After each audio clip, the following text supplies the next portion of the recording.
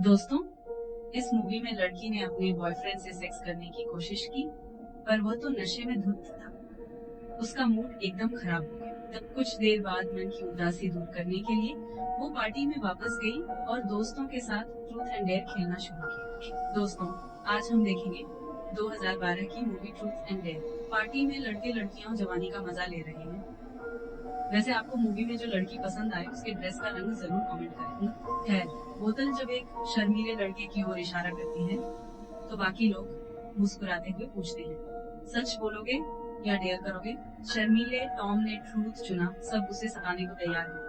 अब camera naughty jenny पर shift होता है, जिसने उससे पूछा, अगर तुम्हें एक मौका मिले सेक्स करने का, तुम इस पार्टी में किस लड़की को चुनोगे? टॉम फ्लोरेंस की ओर इशारा करता है। पार्टी की सबसे क्यूट लड़की फ्लोरेंस का नाम लेते ही सब खुशी से चिल्लाने लगे। लेकिन पास बैठे फ्लोरेंस के बॉयफ्रेंड को गुस्सा आ गया। अचानक खड़े होकर उसने टॉम को मुक्का मार दिया, जिससे टॉम जख्मी हो गया। टॉम पार्टी से बाहर आ गया। सीन शिफ्ट होता है 3 महीने बाद। सारे दोस्त टॉम की बर्थडे पार्टी सेलिब्रेट करने जा रहे हैं। पहले तो कोई भी आना नहीं चाहता था, पर जब पता चला कि टॉम अमीर घराने से हैं, तो सब उसके घर मस्ती करने चल पड़े। हमें बताया जाता है, हालांकि जब पांचों दोस्त टॉम के घर पहुंचे तो उन्हें हवेली देखकर झटका लगा, क्योंकि उन्हें पता था टॉम अमीर है, पर इतना अमीर। सबकी आंखें फटी की फटी रह गई। जैसे ही वे हवेली में घुसने लगे, दरवाजा बंद मिला। अगले ही पल पुरानी सी कार धीरे धीरे आती दिखी और उसमें था हवेली का मैनेजर। मैनेजर ने बताया कि पार्टी की जगह यहाँ नहीं है, बल्कि हवेली के पीछे जंगल में एक छोटा सा कॉटेज है।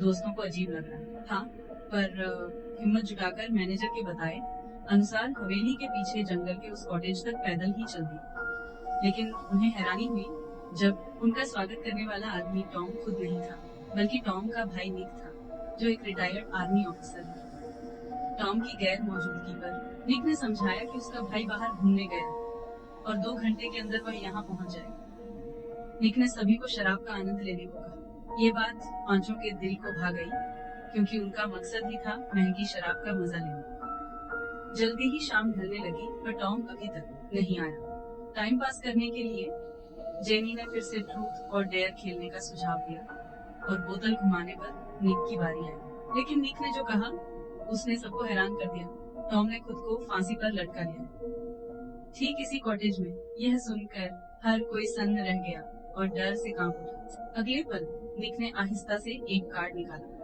उसने बताया कि इस कार्ड पर लिखे शब्दों ने उसके छोटे भाई को इतना दुख पहुंचाया कि उसने खुद को फांसी पर लटा लिया। निक ने पूछा कि अगर यहाँ मौजूद कोई बता दे कि यह कार्ड किसने लिखा है, तो बाकी लोग यहाँ से जिंदा जा सकते हैं। सभी ने सोचा कि निक मजाक कर रहा है और वहाँ से भागने की तैयारी करने लगे। लेकिन अगर यही पल निक ने लड़के की गुंडी लाल कर दी। इस पर जेनी ने बोतल से हमला किया, पर उसे भी निक ने एक थप्पड़ में ढेर कर दिया। दूसरे लड़के ने चुपके से हमला करने की कोशिश की, लेकिन उसके घुटने में गोली लगते देर न लगी। सबको समझ आ गया कि निक मजाक नहीं कर रहा था। इसके बाद निक ने एक लड़के को कुर्सियां लाने का आदेश दिया और सभी को कुर्सियों से बांध दिया गया। जैसे जैसे रात गहराई, निक ने कार्ड लिखने वाले का नाम फिर पूछा। जब किसी ने नाम नहीं बताया, तो निक ने दया दिखाना बंद कर दिया। निक ने ट्रूथ एंड डेयर खेलने की इच्छा जताई और पास रखी बोतल घुमा दी। जैसे ही बोतल का मुंह उस घुंघराले बालों वाले लड़के की ओर रुका, जिसने कभी उसके भाई को परेशान किया था, वहाँ का माहौल डरावना हो गया।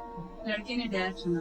फिर निक धीरे धीरे अंदर के कमरे में गया और एक ट्रॉली बाहर लाया। निक ने क्यूट लड़की की कुर्सी पलट दी और उसके मुंह में एक ट्यूब डाल दी। असल में लड़की के मुंह में लगी ट्यूब 2 कंटेनर से जुड़ी थी। एक कंटेनर में था सल्फ्यूरिक एसिड। निक ने लड़के को कंटेनर चूज करने बोला। घुंघराले बालों वाले ने बिन सोचे लेफ्ट कंटेनर चुना, तो निक ने कंटेनर के नल को खोला। लिक्विड धीरे धीरे लड़की के मुंह में बहने लगा। खुशकिस्मती से इस कंटेनर में नॉर्मल पानी था, इसलिए फ्लोरेंस बाल बाल बच गई। लेकिन खेल अभी खत्म नहीं हुआ था। अगले टर्न में बोतल का मुंह निक की ओर रुका। निक ने जल्दी से ट्रूथ चुना और फ्लोरेंस ने निक से पूछा कि तुमने हम पांचों को यहाँ क्यों बुलाया है? निक ने बताया कि उसके भाई की ग्रेजुएशन फोटो में तो केवल उन पांचों के चेहरे ही चाकू से काटे गए थे। मतलब साफ है, कार्ड भेजने वाला कोई और हो ही नहीं सकता और उन्हें अपने कर्मों का फल भुगतना होगा। यह सुनते ही सबके होश एक पल में उड़ गए।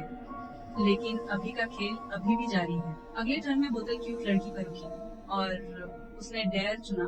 निक ने उसके बॉयफ्रेंड के मुंह में ट्यूब डाल दी। लड़की ने बिना हिचकिचाहट लेफ्ट कंटेनर चुना, लेकिन उसे पता नहीं था निक ने चुपके से कंटेनर्स की जगह बदल दी थी। अगले ही पल एसिड ही धीरे धीरे ट्यूब से बहने लगा और लड़के ने एक झटके के साथ उसने दम तोड़ दिया। यह देखकर क्यूट लड़की तुरंत टूट गई। निक ने लाश के ऊपर कंबल डाल दिया, लेकिन जैसे ही निक ने फिर से बोतल घुमाई, दरवाजे पर अचानक किसी की दस्तक हुई। दरअसल एक दोस्त निक से मिलने आया था, पर निक अभी बिजी था और उसे भगा दिया।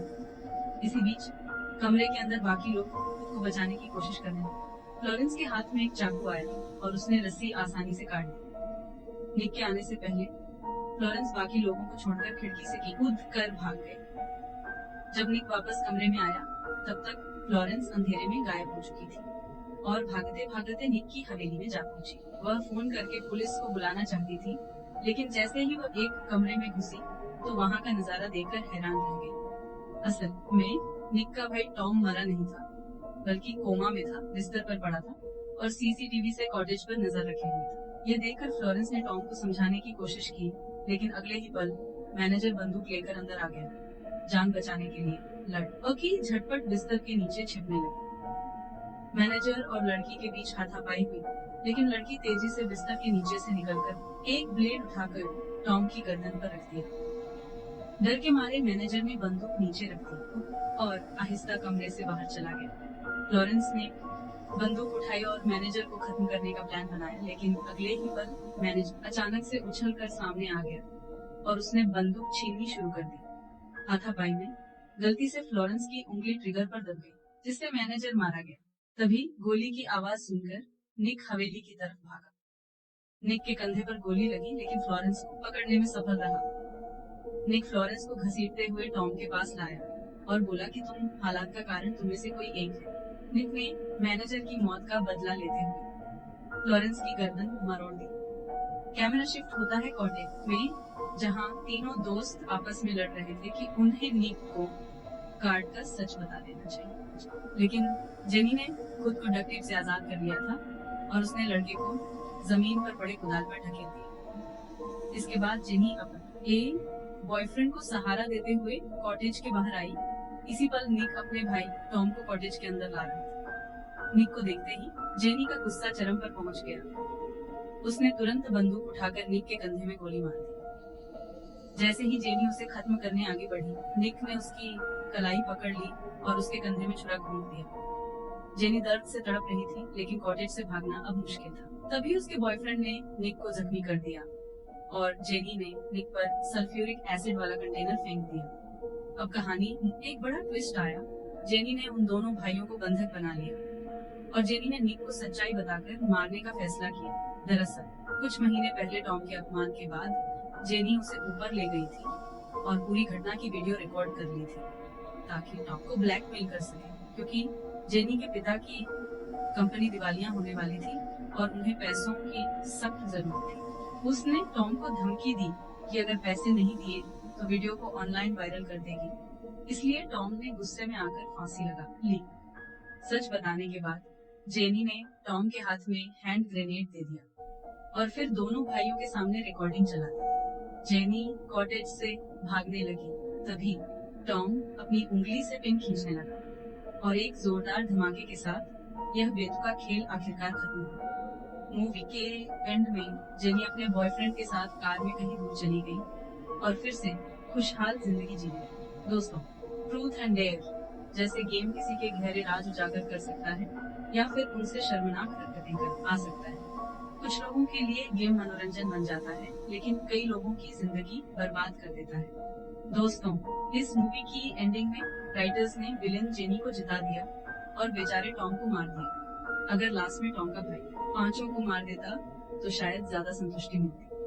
अगर आपको भी ऐसा लगता है तो अपनी राय जरूर कमेंट करें, वीडियो को लाइक करें और ऐसी ही मजेदार मूवी समरी के लिए चैनल को सब्सक्राइब करें।